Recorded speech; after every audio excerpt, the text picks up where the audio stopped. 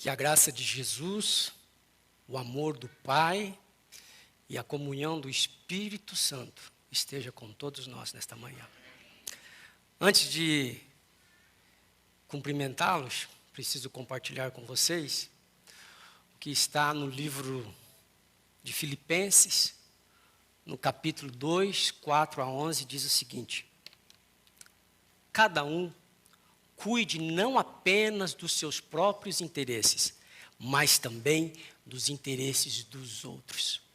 Seja a atitude de vocês a mesma de Cristo Jesus, que, embora sendo Deus, não considerou que o ser igual a Deus era algo a que devia apegar-se, mas humilhou-se a si mesmo e foi obediente até a morte e morte de cruz. Por isso Deus o colocou à mais alta posição e lhe deu um nome que está acima de todo nome, para que ao nome de Jesus se dobre todo joelho no céu, na terra e debaixo da terra, e toda língua confesse que Jesus Cristo é Senhor, para a glória de Deus Pai. Por isso, eu, o Jonas, digo que de todos os nomes que há no mundo, o de Jesus é o mais belo. Sabe por quê? Porque ele significa amor, paciência, bondade, longanimidade, altruísmo e magnanimidade. Ele tem o aroma de todos os perfumes e os acordes de todas as harmonias. Às vezes vejo este nome, as letras parecem ser feitas de lágrimas. Olhando-as de novo fulguram como gemas numa coroa. Algumas vezes elas parecem como se trançadas com as palhas em que ele jazeu, ou construídas com os tronos em que seu povo reinará. Às vezes pronuncio o nome de Jesus e ouço brotar através destas sílabas os suspiros do Getsêmani e os gemidos do Calvário. Ouço-lhe de novo o som e ele me lembra o repicar dos sinos em hosanas. Deixai-o gotejar nas cordas da harpa e reboar no diapasão do órgão. Fazei-o soar de novo, fazei-o soar bem, até que cada estrela pareça refulgi-lo e cada flor respirá-lo.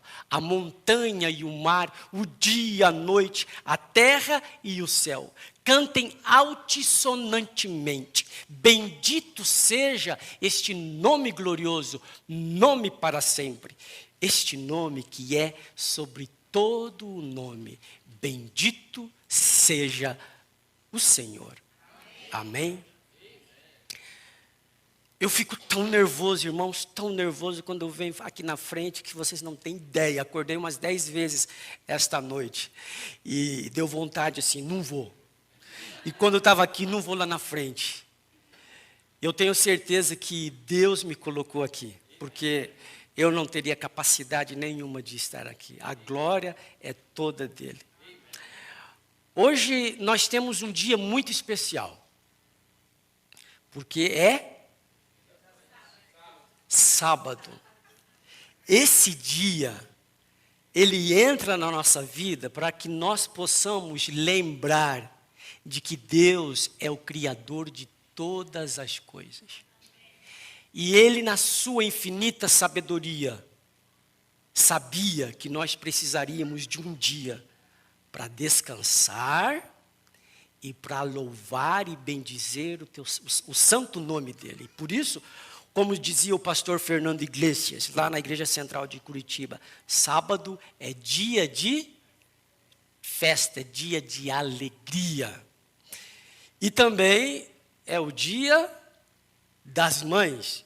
Tudo bem que é amanhã, mas nós como adventistas, nós celebramos também o dia das mães no dia de sábado.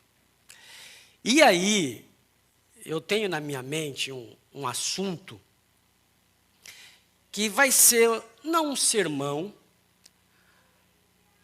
mas algo que eu venho aprendendo. E eu cheguei à conclusão de que tem muita gente batendo numa tecla errada. Por quê? Nós sabemos, com todas as letras, que Jesus está muito perto para voltar. E quando você vai lá na internet, nos vídeos, as pessoas elas tentam chamar a atenção das outras, colocando, está acontecendo isso, Jesus vai vir amanhã, depois de amanhã, o ano que vem e assim por diante. E esse é um aspecto que não é certo. Nós temos que estar preparados para a volta de Jesus ontem, hoje e amanhã. Mas tem um ponto que nós precisamos. E se nós não tivermos isso, você pode decorar a Bíblia inteira, pode saber todas as profecias e você não vai chegar lá. Eu estou dizendo de uma palavra chamada amor. Mas ainda fica muito vago. A Bíblia fala que Deus é o quê? Que Deus é amor. Esse é o lance. Se nós entendermos que Deus é amor, tudo na nossa vida vai mudar. Tudo, tudo, tudo. Eu já gravei junto com o Leandro, nos últimos 5 anos, quase 2.000 vídeos. E esses vídeos falam, é tudo Espírito de Profecia, as meditações. E ali fala de tudo. Mas uma coisa foi me pegando, e há um ano atrás, mais ou menos, eu vi que eu estava batendo na tecla errada. E todos os dias, eu canto um hino, que eu quero convidar vocês para cantar. É o hino número 31, Sublime Amor. Gostaria que a Ellen viesse à frente para conduzir essa música aqui, Ellen. Que eu posso ser qualquer coisa, menos cantor. Para a gente poder entrar no clima da mensagem dessa manhã. E ela é especial por 2 motivos. Porque é sábado, porque é Deus, é o dia dele, e porque é o dia das mães.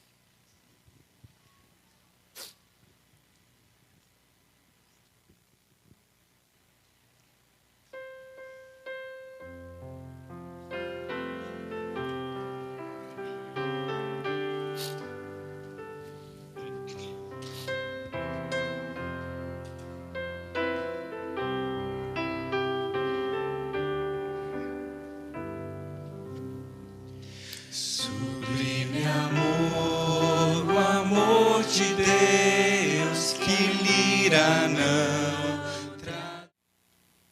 Podemos orar mais uma vez?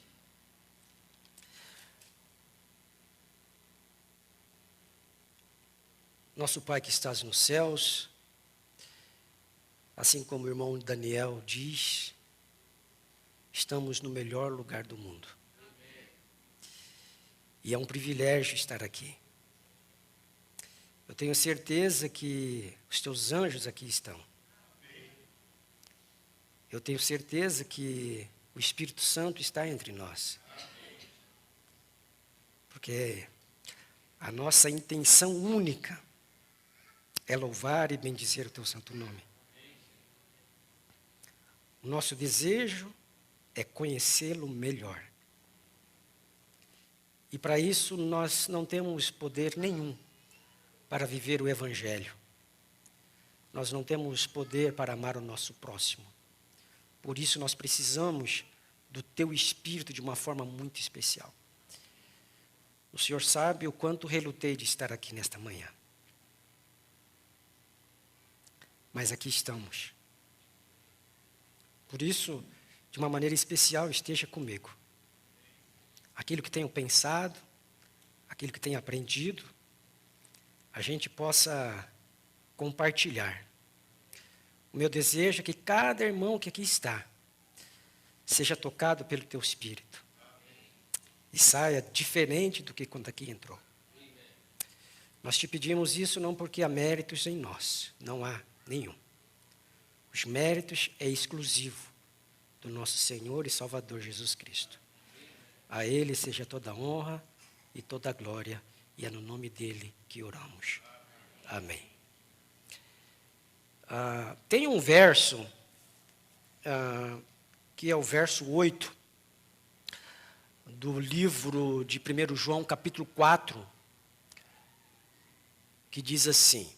Eu quero falar só 2 palavras. Está escrito ali. Deus é amor. Se você voltar um pouquinho, fala, aquele que não ama, não conhece a Deus, pois Deus é amor. Eu ouvi um sermão uma vez, que o camarada falou assim, o livro, na verdade, a série, O Grande Conflito, eu tirei o óculos, irmão, eu enxergo melhor vocês com óculos, mas tem um reflexo da luz aí, eu não consigo vê-los. Ele falou assim, a série do Grande Conflito começa com uma palavra. Qual é? Deus é amor. Começa no livro Patriarcas e Profetas. Se você tem aí, você pode checar. Deus é amor. E se você vai lá no último livro da série O Grande Conflito, que é o desejado de todas, aliás, O Grande Conflito, termina com a palavra Deus é amor. Ou seja, o início do grande conflito fala que Deus é amor. No final do grande conflito fala que Deus é amor. Então, entre o primeiro Deus é amor e o segundo Deus é amor do grande conflito, nós temos o quê? O conflito. Certo? Desculpa, irmãos. Nós temos o conflito, que nós chamamos de o grande conflito, que é a luta entre o bem e o mal. Certo? Então, lá no Patriarcas e Profetas, começa assim. Deus é amor. Sua natureza, sua lei são amor. Assim sempre foi, assim sempre será. O alto, o sublime que habita na eternidade, cujos caminhos são eternos, nele não há mudança e nem sombra de variação. Deu para entender aí?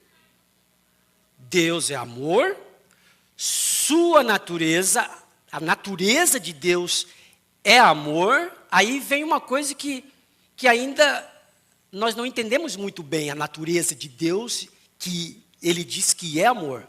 Mas tem algo que fala que a sua lei é o quê? É amor. Por que começa o grande conflito falando que Deus é amor, sua natureza, sua lei são amor, assim sempre foi, assim sempre será?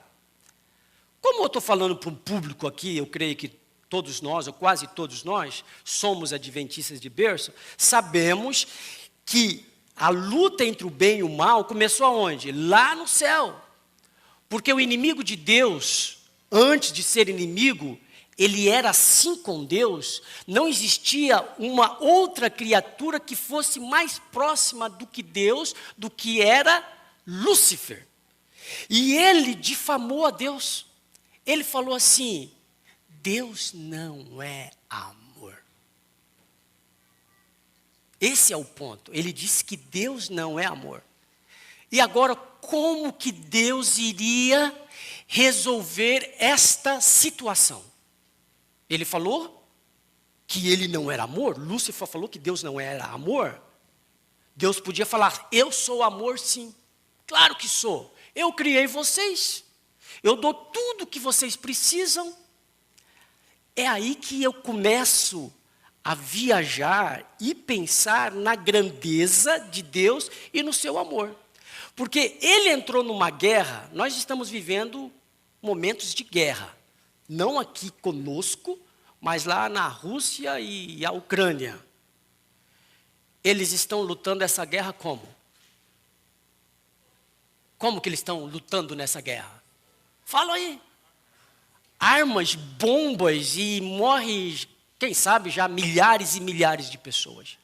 Agora vocês imaginam só, o ser mais poderoso do universo, que é Deus, criador de todas as coisas, uma criatura tão pequena perante o poder de Deus, que Deus poderia fazer assim, Satanás não existiria mais. Deus entrou nessa guerra com a arma mais poderosa do universo. Qual é? O amor. Até agora a gente entendeu, é fácil. Só que quando isso vem até nós, a coisa começa a ficar meio complicada. Só que como Deus ele é muito sábio, muito maravilhoso, quando Ele criou a terra, a Bíblia fala que Jesus já tinha sido o cordeiro que foi morto antes do mundo ser criado, do nosso mundo ser criado. O cordeiro já tinha sido morto. Nós sabemos da história, Lúcifer foi lançado à terra, certo? E aí ele enganou Adão e Eva. E Deus fez o seu primeiro ato de amor. Para que nós, a geração, ou o ser humano pudesse entender de que ele falou que é amor, mas nós temos que entender isso. Aí Deus então perdoa, né, Adão e Eva, dizendo que eles não iriam morrer, que ele iria morrer no lugar deles. Só que os anjos de Deus não sabiam como que isso ia acontecer, concorda comigo? Eles não sabiam. Ninguém sabia. Nem o próprio inimigo de Deus sabia como que isso ia suceder. É tanto que Eva, quando teve o primeiro filho, ela pensava que era quem? Que era o Salvador, mas não era. Depois passou-se Caim, aí passou-se praticamente quase 4.000 anos de pecado e tanta desgraça aconteceu. Aí nós vemos que o mundo foi destruído por quem? Pelo dilúvio pela primeira vez, certo? E Deus, na sua infinita sabedoria e misericórdia e amor, tirou Noé, colocou dentro da arca, salvou Noé e toda a sua família. E depois tentou-se fazer tudo de novo. Aí o inimigo está em todas as paradas, que os filhos de Noé saíram também do caminho. Concordam? E aconteceu também uma outra destruição, que foi a destruição de Sodoma e Gomorra. O tempo se passou mais um pouquinho, ou mais um pocão, para aumentar aqui, senão a gente não chega no final nunca. Chegou então o período que o nosso rei e o nosso Salvador viria a este mundo e veio. Eu fico pensando que Satanás ele pensava assim: Deus tem um plano. Eu não sei como vai ser esse plano. Diz que vai vir uma pessoa e essa pessoa será o Filho de Deus. Mas na mente dele, ele tinha certeza que o Filho de Deus seria homem, como eu e você. Concorda comigo? A tal ponto que quando Jesus foi lá no deserto da tentação, ele tinha certeza de que ele iria vencer a Jesus. Aí ele não conseguiu. Jesus começou o ministério dele de 3 anos e meio. E quando Satanás saiu do deserto, que não conseguiu vencer a Jesus, na sua mente, o Desejar de Todas as Nações diz que ele faria de tudo para que a vida de Jesus fosse uma vida miserável. E aí você vê que Jesus tinha irmãos, e Jesus não encontrava paz e alegria na sua própria casa. Ele tinha que ir na casa de quem? Maria, Marta e Lázaro. Jesus teve bons amigos, 12. E desses 12 amigos, 2 o traiu. E a gente sabe da história. E Deus está tentando mostrar para o universo não caído e para os seres caídos de que Ele é o quê? De que Ele é amor. Essa é a cereja do bolo. Eu só estou dando uma pinceladinha para que a gente possa entender aonde Deus quer chegar com você e comigo. E o ponto mais fantástico da história de Jesus Cristo é quando Ele está na cruz do Calvário. A gente sabe que Ele sofreu açoites, que ele foi humilhado, cuspiram no rosto de Jesus, colocaram uma coroa de espinhos, uma manta, uma roupa, um manto vermelho nele, debocharam dele, dizendo que se ele fosse o rei de verdade, que ele conseguisse sair daquilo. E aí Jesus lá na cruz do Calvário, quando ele estava quase morrendo, aí o desejado fala que o céu ficou pasmo quando ele disse assim para os seus algozes: Pai, perdoa-lhes, porque eles não sabem o que fazem. Vou dar uma pausa aqui. O seu Criador, o meu Criador, o mantenedor de todas as coisas, o Deus do universo, morreu na cruz do Calvário por você e por mim. Você entendeu isso? Você entendeu? Isso é tão importante, que se o sacrifício de Jesus na cruz do Calvário não for capaz de tocar o seu coração, nada mais vai tocar o seu coração. Quando José e Maria tinham Jesus ainda, ele com 11 anos, eles foram até o templo e foram embora e esqueceram de Jesus. Jesus ficou 3 dias longe do seu pai e da sua mãe. E aí, quando os pais encontram Jesus, dá uma bronca nele, e ele diz assim: não sabeis vós que eu estou aqui tratando dos negócios do meu pai? Quantos dias Jesus ficou longe dos seus pais? 3 dias. E eles perderam de vista a Jesus por quantos dias? Um dia inteiro. Começou pela manhã até a tarde e eles não sentiram a ausência de Jesus. Aí, nesse texto do Desejado de Todas as Nações, fala que se você ficar longe de Jesus por um dia, pode ser que leve muitos dias, ou 3 dias, ou mais de 3 dias, para que você possa encontrar a Jesus.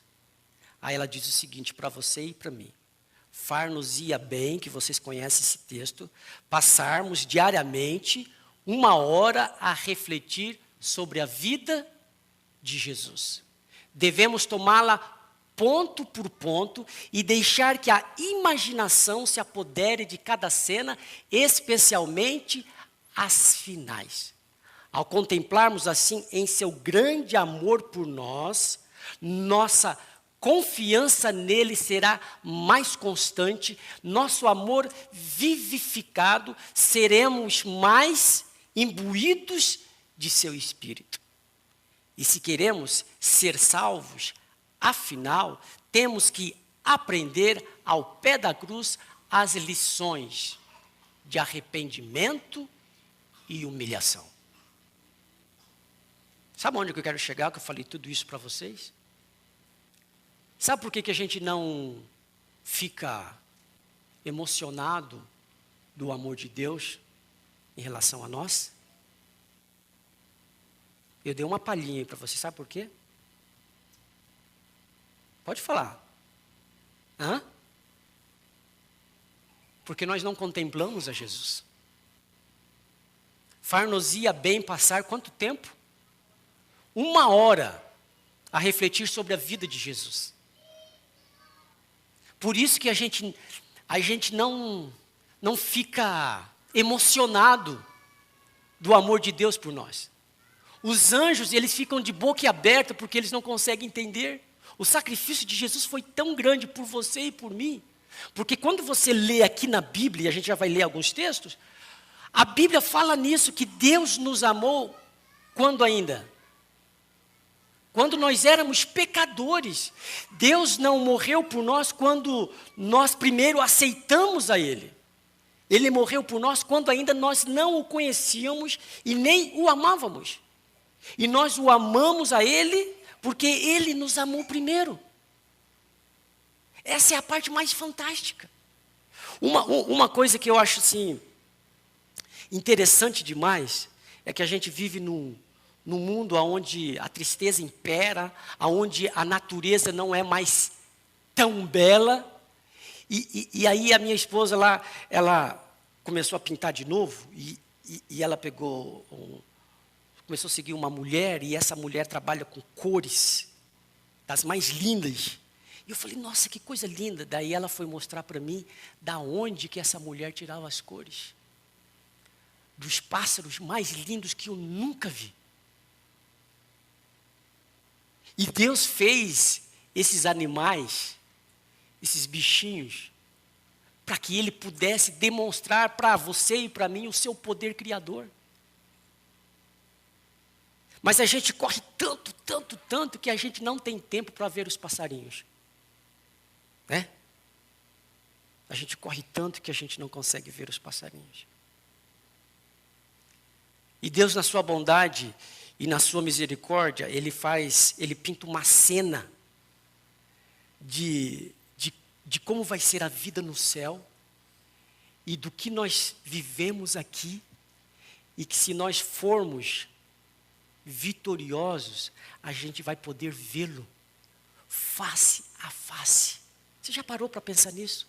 Sabe quantas pessoas viram o rosto de Deus, o Pai? Nenhuma, só Jesus. E nós teremos o privilégio de ver o rosto de Deus Pai. Quando você olha para a vida de Jesus, a Bíblia fala que Jesus, ele tem o direito de pôr a coroa e de reinar, porque ele passou pelo sofrimento, e depois da coroa de espinhos vem a coroa de glória. E é aqui que eu quero deixar bem forte para você e para mim. Qual que é a missão de Satanás?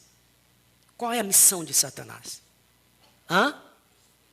Destruir. Isso. Mas é sobre o que a gente está falando aqui. Acho que talvez denegrir o caráter de Deus. Satanás, ele tem uma missão: mostrar que Deus não é amor. Aí você fala assim, eu sou cristão desde criança, eu sei que Deus é amor, jamais deixarei de dizer que Deus é amor. Lembra da história de Jó? Um homem super rico, perdeu tudo, e a mulher de Jó, ela amaldiçoou a Deus no seu coração.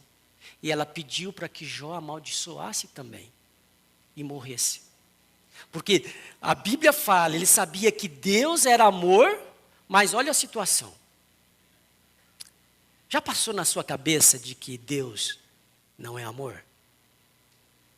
Eu já vi muita gente dizendo, acho que Deus não é amor.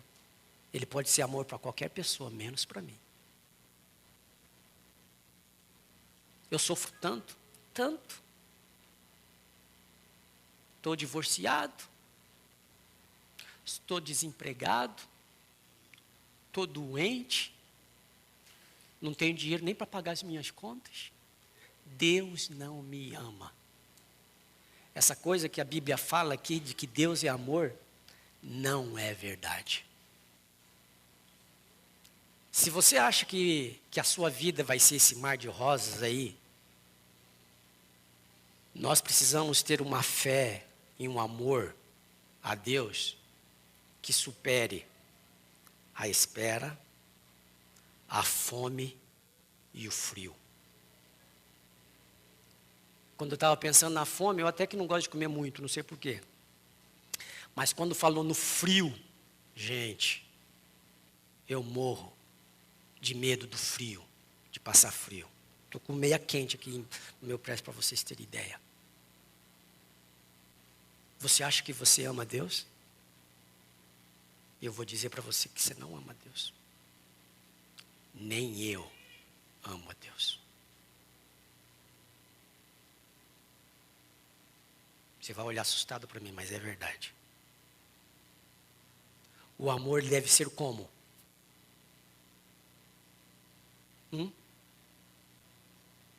O amor deve ser demonstrado. Porque se nós somos filhos de Deus, falamos que Ele é amor, mas nós não temos amor. Você ama seu irmão de verdade? Às vezes a gente não ama nem os nossos irmãos de sangue, nem o nosso pai, nem a nossa mãe, nem os nossos filhos, como deveríamos ser. Sabe como que o mundo nos conheceria como filhos de Deus de verdade? Se nós nos amássemos mutuamente e fôssemos unidos. Olha aqui o que diz, verso 9 do livro de 1 João, capítulo 4, verso 9.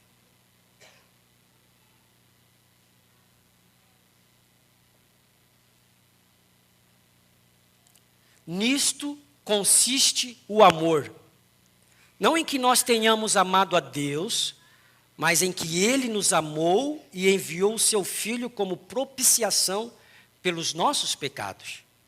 Amados, se Deus de tal maneira nos amou, devemos nós também amar uns aos outros. Ninguém jamais viu a Deus. Se amarmos uns aos outros, Deus permanece em nós e o seu amor é em nós aperfeiçoado.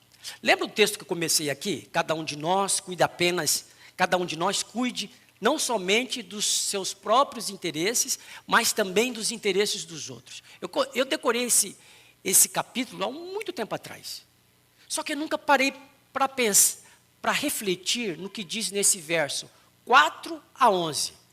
Cada um de nós, cada um cuide não apenas dos nossos próprios interesses, mas também dos interesses dos outros. Seja a atitude de vocês a mesma de Cristo Jesus, que embora sendo Deus, não considerou que o ser igual a Deus era algo a que devia pegar-se, mas esvaziou-se a si mesmo e foi obediente até a morte e morte de cruz. E na minha cabeça eu comecei a fazer assim, eu vou cuidar do interesse do outro, porque se eu não fizer isso, Jesus fez, e se eu não fizer isso, eu não vou ter parte com Ele. O meu filho esses dias falou, Daddy, eu vou ligar para o Chechel ir lá em casa para ver se ele levanta umas colunas lá, e eu coloco umas barras lá, porque eu quero ficar fortão, não sei o que e tal. Eu falei, lá bom. Ligou para o Chechel foi lá, foi 2 vezes, que vai mais uma vez, para terminar. E eu falei, você já pagou para o Chechel, filho? Ele não quer. Ele não quer receber nada.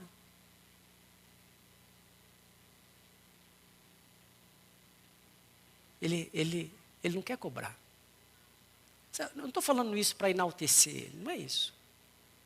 É que os nossos gestos, a maneira como nós olhamos uns para com os outros, revela o amor de Deus por nós. A gente é muito egoísta. A gente se preocupa só com a gente. Como é que Deus vai levar a gente para o céu se a gente não se parece com Ele?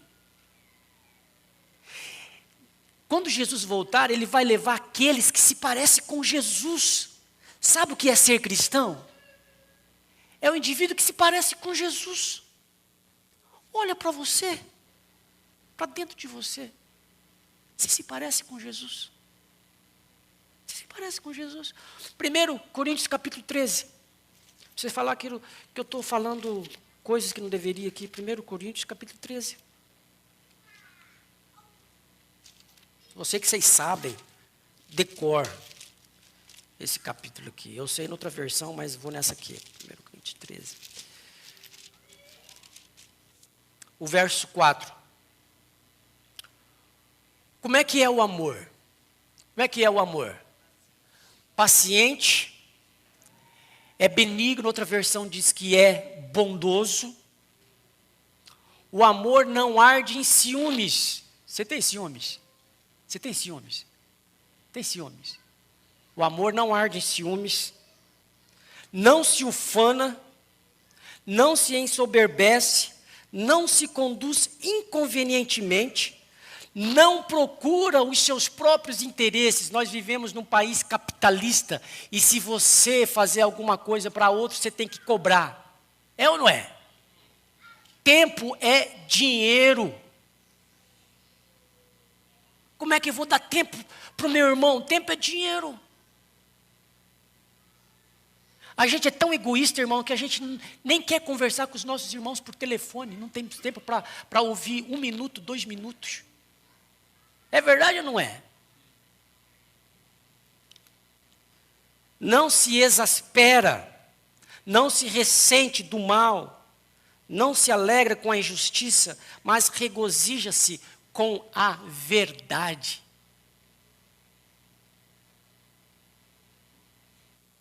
Eu não queria estar falando sobre esse assunto aqui, porque geralmente, quando o indivíduo vai lá na frente pregar, e aqui vocês me conhecem,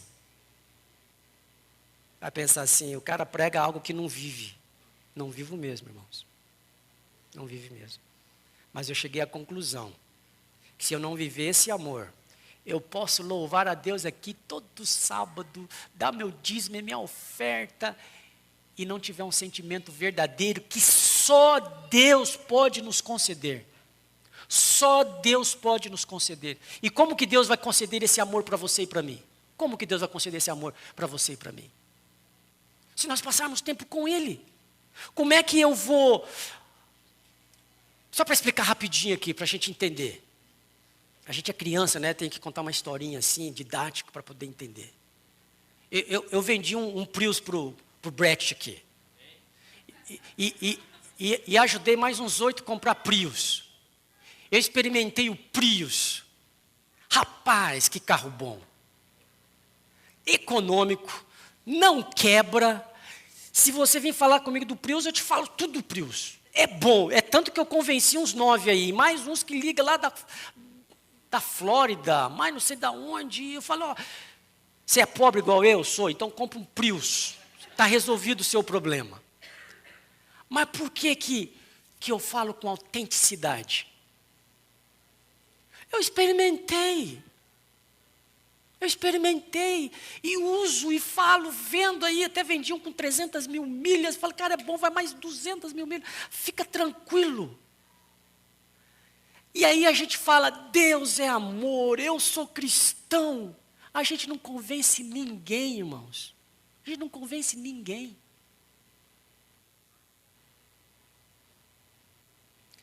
Sabe outra coisa que eu admiro de Deus? Que Ele é maravilhoso.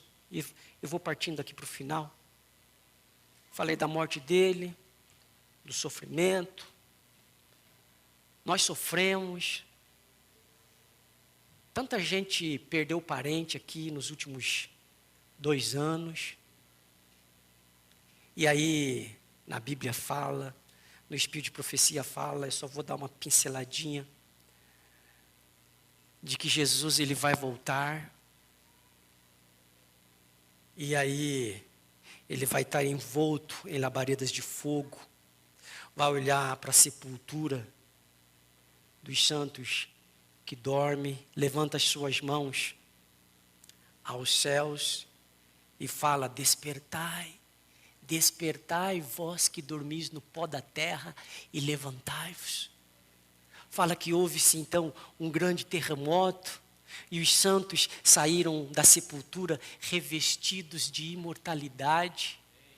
Os 144 mil reconheceram os irmãos a quem deles haviam sido separados. E no mesmo instante, nós que estávamos vivos, fomos transformados. e arrebatados juntamente com aqueles que estavam mortos para encontrar com o Senhor nos ares. Todos nós entramos na nuvem e estivemos por 7 dias ascendendo em direção ao mar de vidro. E nessa viagem de 7 dias, você imaginou as maravilhas que nós vamos contemplar? Sei lá, os sóis enormes, sistemas e tantas outras coisas que nós vamos ver. E aí quando a gente chegar lá no céu, antes de entrar na cidade santa, fala que Jesus ele veio com a sua própria mão, colocou coroas na nossa cabeça, deu-nos palmas de vitória, e ali sobre o mar de vidro, os 144 mil formaram um quadrado perfeito. Algumas coroas tinham muitas estrelas, outras poucas. Algumas coroas brilhavam muito, outras nem tanto. Mas todos estavam satisfeitos com a sua coroa. E ela diz que então Jesus chega, vai andando com os 144 mil, eles vão atrás de Jesus. Jesus, com seu potente braço direito, abre o portal de pérola e disse: vocês vieram da grande tribulação, lavastes suas vestes no meu sangue, fostes fiéis pela minha verdade, entrai. Todos nós entramos na cidade e vimos coisas ali maravilhosas, o trono de Deus, de onde provinha um rio de água pura, de cada lado do rio havia a árvore da vida, o seu tronco era de ouro puro, transparente. Eu nem ia falar essa parte, mas tem uma parte assim tão interessante que eu vejo o amor de Deus também, que ela fala que saiu dali e foi lá debaixo da árvore da vida. E lá debaixo da árvore da vida, ela estava contemplando a beleza do lugar. Aí de repente vinha lá os irmãos Fitch e Stockman. Esses dois eram pastores. E eles pregaram o Evangelho. E 8 dias antes da volta de Jesus para 1844, eles morreram. E diz que os filhos dele conversavam com a mamãe assim: nós vamos ver o papai amanhã, não é, mamãe? É. Só que Jesus não veio. E nesse contexto que vinham os irmãos Fitch e Stockman, a irmã White fala assim, que Deus os depusera na sepultura para os salvar. Talvez eles não teriam emoção, sentimento, força o suficiente para suportar o grande desapontamento. E eu faço uma pausa aqui. Às vezes você perdeu um querido que você não queria ter perdido. Concorda? Mas Deus, na sua infinita sabedoria e misericórdia, Ele coloca para descansar os seus. Porque a prova vai ser tão grande, irmãos, tão grande, que talvez esse Filho de Deus não seria capaz de suportar. Vamos ver se eu consigo terminar. E tem uma parte final que eu fico assim imaginando, como é que é a vida? Como é que vai ser a vida lá no céu? Posso fazer uma pausa aqui? Que eu lembrei que estava no script aqui na mente, mas fugiu. Mas eu vou voltar. Jesus vai vir nos buscar, certo? Você imaginou? Vou falar uma historinha aqui da minha mulher, ela não está aqui, mas vocês não falam para ela. Ela começou a trabalhar para um pessoal que tem muito dinheiro. E a mulher gostou muito dela. E o marido dela é um grande business. É um cara que dirige grandes empresas e ganha milhões e milhões por ano. Aí a mulher falou assim, está nos scripts aí que ela vai morar em Colorado e tem uma fazenda aqui em Charlottesville. E aí, se a Laura vai topar ir lá para Colorado, porque o homem vai ter um jatinho particular à disposição dele para ir para Colorado e Charlottesville. Para minha mulher também, se ela vai fazer isso. Entendeu? Interessante. Mas por que eu estou falando isso? Vai ser muito mais emocionante. Eu falei que ninguém viu o rosto do pai. Porque se você é importante e você vai para uma cidade, alguém está esperando você, talvez ela vai até o aeroporto te buscar. Concorda? Para levar até a casa dela, ou você pega um táxi e chega na casa da pessoa. Tem lá o quarto preparado, a mesa para você, tudo legal. Só que Deus nos ama tanto, tanto, tanto. Qual a maneira que Deus vai vir nos buscar? Jesus vai vir nos buscar. O Pai vai vir nos buscar, porque Cristo vai vir na sua própria glória, na glória do Pai e na dos santos anjos. O céu vai ficar sem ninguém lá, porque Deus faz questão de provar para você e para mim que Ele nos ama de tal maneira que Ele vai vir aqui te buscar. Gente, isso é extraordinário.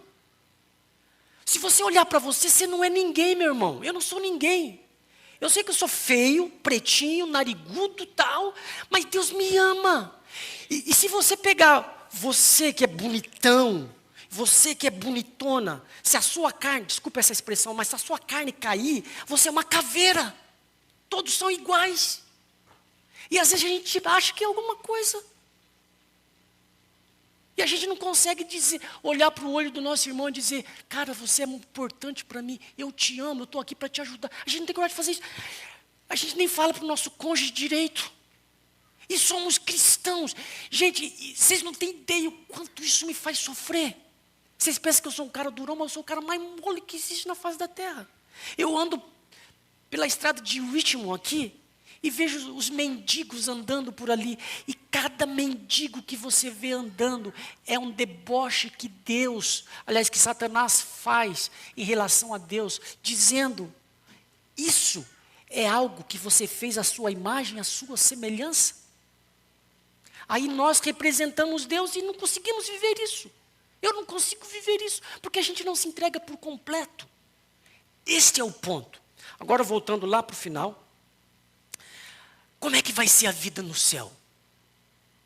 Vai ser boring, que a gente vê lá, tocando harpas, viajando assim, na nuvem. Vamos ver se eu consigo. Ali, sabe como é que vai ser no céu? Ali, o amor e as harmonias que o próprio Deus plantou na alma encontrarão o mais verdadeiro e suave exercício. A comunhão pura com os seres santos e os fiéis de todas as eras. Os sagrados laços que reúnem a família do céu e da terra. Tudo isso constitui para construir a felicidade dos remidos. Ali mentes imortais contemplarão com deleite que jamais se fatigará as maravilhas do poder criador, os mistérios do amor redentor.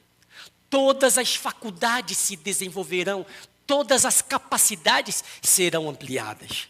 A aquisição de conhecimento não esgotará as energias. Os mais grandiosos empreendimentos poderão ser executados, realizadas as mais altas aspirações, alcançadas as mais altas ambições. E surgirão ainda novas alturas a atingir, novas maravilhas a admirar, novas verdades a compreender, novos objetivos a aguçar as faculdades da mente, alma e corpo.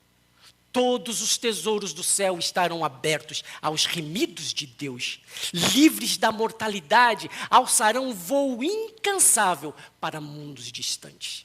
Os filhos da terra entram de posse da alegria e sabedoria de seres não caídos e compartilham de tesouros de entendimento adquiridos durante séculos e séculos. Com visão clara, contemplam a glória da criação, sóis, estrelas, sistemas a circular em torno do trono da divindade. E ao transcorrerem os anos da eternidade, trarão estes mais e mais revelações de Deus e de Cristo.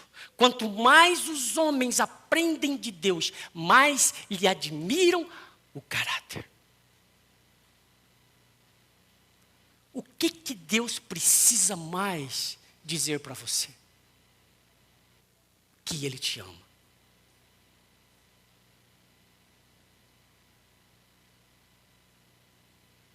O grande conflito terminou. Pecado e pecadores não mais existem. Todo o universo está purificado. Uma única palpitação de harmonioso júbilo ecoa por toda a vasta criação. Daquele que tudo criou, emanam vida, luz, alegria por todos os domínios do espaço infinito. Desde o minúsculo átomo até ao maior dos mundos, todas as coisas, animadas e inanimadas, em sua serena beleza e perfeito gozo, declaram que Deus é amor. O verso 11 de Efésios capítulo 2 é uma profecia que fala que todo joelho se dobrará, toda língua confessará que Jesus Cristo é Senhor. Sabe quando que vai acontecer isso? Sabe quando vai acontecer? Quando a Nova Jerusalém descer, e aí aquele grande trono branco, Deus vai estar ali, Jesus Cristo, vai mostrar num telão todas as barbáries que o inimigo fez. E todo esforço de Jesus para atrair o ser humano a si. Nesse dia, Satanás, seus anjos e todos os perdidos se ajoelharão diante de Jesus e vão dizer: bendito é o Senhor. Minha pergunta para você hoje é: você quer se prostrar diante de Deus hoje? Permitir que Ele viva em você hoje? Porque se você não fizer isso hoje, você vai fazer lá na frente, junto com Satanás e seus anjos. Isso é muito sério. E para terminar, com alegria no coração, como Deus está lá no céu, a pessoa dele está lá no céu, está no meio de nós através do Espírito Santo. Ele deixou para você e para mim uma figura que é a mais linda de todas. Você pode falar de qualquer pessoa mal. Você pode falar mal de qualquer pessoa, mas não fale mal da minha mãe. Não é verdade? Porque o amor de mãe é assim com o amor de Deus.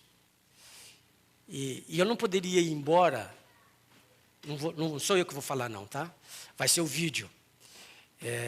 Há alguns anos atrás a gente preparou um material muito legal, e eu sei que alguém vai se ver ali, mas isso mostra que eu estou ficando velho, mas é a minha homenagem para você, mãe. Porque em você a gente consegue entender um pouquinho o amor de Deus.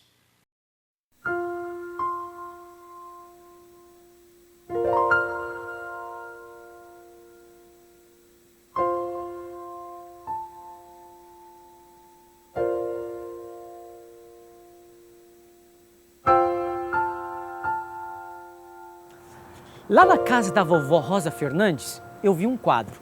E nele estava escrito: como Deus não poderia estar em todos os lugares, então Ele fez as mães.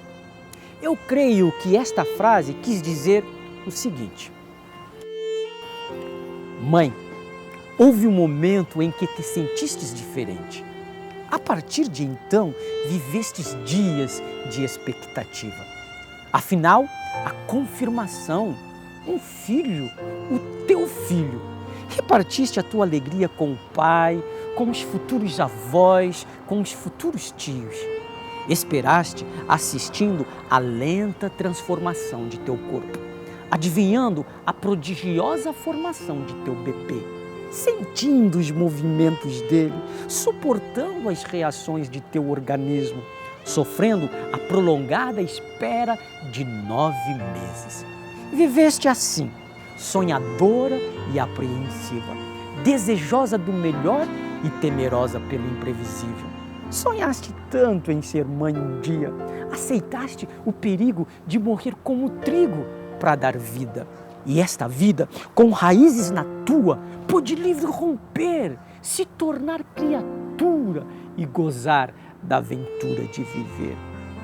A criança nos braços, o nome, a presença dos parentes e amigos, a dedicação da criança a Deus, o álbum, o primeiro sorriso, a primeira palavra, o primeiro passo, ou quem sabe a demora de tudo isto. O choro, as noites de vigília, os passeios reduzidos, o emprego deixado ou procurado para garantir a sobrevivência da criança. Soubeste, mãe, morrer um pouco para dar vida. Lá está a criança onde não queres que vá, mexendo no que não deve, te desafiando e pondo à prova a tua resistência. Aí está ela, dengosa, te pedindo afeto, afetuosa, te fazendo dengues. Aparecem os primeiros traços de sua personalidade. Começam a se definir suas inclinações, as quais te encantam ou te desapontam. O garoto, a garota, se faz à custa de crises, de experiências arriscadas, as quais percebes, acompanhas e orientas. Mãe, continuas morrendo um pouco para dar vida. Da criança e do adolescente restam os traços e o jeito. Agora o filho moço, a filha moça está trabalhando, estudando, amando. Descobriu novos valores e o seu relacionamento se expande para além do ambiente familiar. Fica muito pouco em casa. Mãe que és, acostumada a ser indispensável, a ausência dos filhos a incomoda. Tens a impressão que ficaste um pouco esquecida e vai aprendendo à custa dessa experiência sofrida de que o mundo de teu filho é mais vasto, mais ampla a sua casa e mais numerosa a sua família. Mãe, morres um pouco mais para dar vida. Os filhos dos teus filhos, já tens netos. Os filhos dos outros são tuas crianças também. É hora do amor mais experiente, mais suave, feito de ternura, de perdão, de compreensão, de dom. A idade e mais idade. E os anos a deixaram infecunda. Mas estes mesmos anos que a deixaram infecunda, eles não podem tirar de ti a glória da maternidade. Uma misteriosa mão, através de repetidas mortes, aceitas e assumidas, purificou teu amor, transfigurou teu amor e o aproximou do jeito de amar de Deus. Bondoso Pai que estás nos céus, acabou a manhã de sábado, já é quase 1 da tarde. Como falei no início, é o melhor lugar que nós poderíamos estar. Eu sei que o Senhor usou um vaso falho, que não consegue se expressar direito, mas eu tenho certeza que o Espírito Santo falou para cada um de acordo com aquilo que cada um de nós precisávamos ouvir. A verdade, Pai, é que é impossível ser vencedor se não tivermos Cristo Jesus. É impossível amar como Jesus amava se não tiver Jesus dentro do nosso coração. Por isso, Pai, tenha piedade de nós. trabalha no nosso coração de tal maneira que os nossos atos e as nossas atitudes possam ser as atitudes de Jesus. E se eu falhar amanhã, se os nossos irmãos falharem amanhã, continua, Senhor, dando-nos a oportunidade de que a cada novo dia que o Senhor nos dá, é um privilégio de recomeçarmos tudo de novo. Porque temos certeza que o sangue de Jesus é capaz de nos purificar, de lavar todos os nossos pecados e as nossas transgressões. Eu tenho certeza que a volta de Jesus está muito prestes a acontecer. Mas se nós não nos amarmos uns aos outros, primeiro amar a Deus acima de todas as coisas e amar o nosso próximo como a nós mesmos, jamais veremos a sua face, pois o Senhor é amor. Muito obrigado pelas bênçãos que o Senhor nos concede a cada dia.